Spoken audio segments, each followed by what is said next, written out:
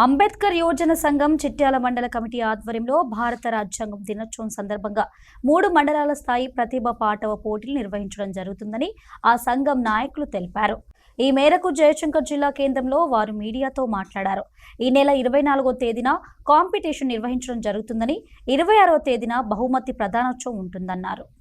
భారత రాజ్యాంగ దినోత్సవం సందర్భంగా చిట్యాల మండల కేంద్రంలో అంబేద్కర్ యువజన సంఘం చిట్యాల మండల కమిటీ ఆధ్వర్యంలో 3 మండలాల స్థాయి ప్రతిభ పాటవ పోటీలు నిర్వహించడం జరుగుతుంది.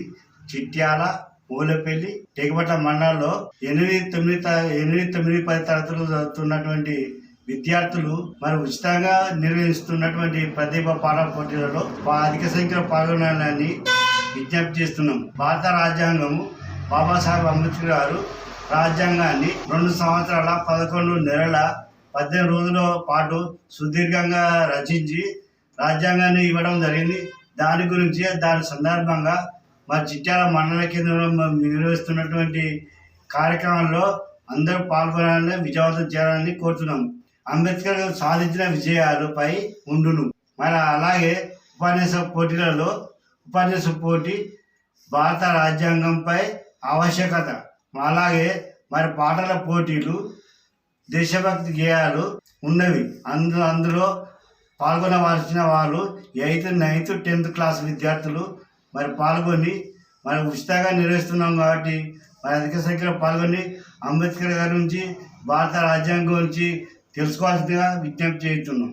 ఈ నెల 26వ తారీఖు భారత రాజ్యాంగం దినోత్సవం సందర్భంగా 3 మండలాల స్థాయి ప్రతిభా పాట పోటీలు పెట్టడం జరుగుతుంది. చిట్యాల, మొగులపల్లి, టేకుమట్ల మరి 9, 8, 10 తరగతి విద్యార్థులు ఇందులో పాల్గొవలసిందిగా ప్రతి ఒక్కరి పేరున కోరుతా ఉన్నాం.